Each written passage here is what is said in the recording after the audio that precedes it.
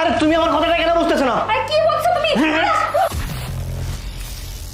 তুমি সব সময় শুধু আমার সাথে এরকম করো। আমি একটা কথা বুঝি না, আমি বাড়ি থেকে আসলেই তুমি আমার সাথে খারাপ ব্যবহার করো। তোমাকে আমি বোঝাইতেই পারি না, আমি বাড়ি থেকে আসছি। সব সময় তোমার সাথে আমার ঝগড়া বিবাদ লেগেই থাকে। কেন তুমি কি এটা বোঝো না? বেয়াদব মেয়ে কোথাকার, অসভ্য একটা মেয়ে কোথাকার। শোন, তোকে আমি শেষবারের মতো বলতেছি না, তোকে আজকে আমি ডিভোর্স, বুঝতে পারছিস? তোকে আমি ডিভোর্স দিব। আর কিছুক্ষণের মধ্যেই আমার গার্লফ্রেন্ড আসতেছে এই বাড়িতে। ও আসলে ওকে নিয়ে আমি সুখের সংসার করব তোর চোখের সামনে। বুঝতে পারছিস? তুই যেভাবে তাকিয়ে আছিস এইভাবে শুধু তাকিয়েই থাকবি, তুই কিচ্ছু করতে পারবি না। আমি তোর চোখের সামনে আমার গার্লফ্রেন্ডকে নিয়ে আসবো, নিয়ে এসে ওর সাথে মজা মাস্তি করবো।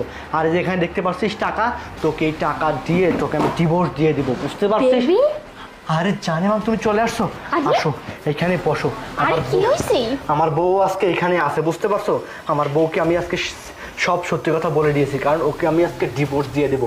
আরে দিয়ে দিবে তো দাও না, এত কথা বলার কি আছে? আমি সেটাই বুঝি না। হ্যাঁ সেটাই তো, ওকে ডিভোর্স দিয়ে আমি তোমাকে বিয়ে করব। এই দেখ, তুই তাকিয়ে দেখ শুধু, আমাদের দুজনকে কত সুন্দর মানিয়েছে। তোর তো একটা পেতনি পেঁচা, তোকে দেখলে আমার ঘেন্না করে।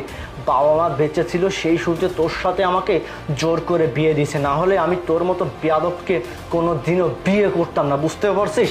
দেখতেছিস আমার জানেমানকে কত সুন্দর, তোর চাইতে 1000 গুণ বেশি সুন্দর। কি ব্যাপার নয়ন, তোমার বউ কিছুই বলতেছে না, নড়তেছে না? আরে ধুর, ওর কথা বাদ দাও তো, ও এমনিতেই এইদিকে তাকিয়ে আছে, মনে হচ্ছে আমাদের কথা শুনে স্টক খেয়েছে।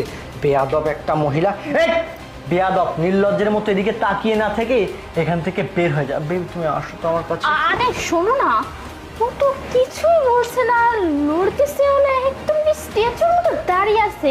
তুমি ওর কথাটা বাদ দাও না। আরে বেবি শোনো না। আচ্ছা ঠিক আছে, শোনো আমি তোমার একটা কথা বলতেছি।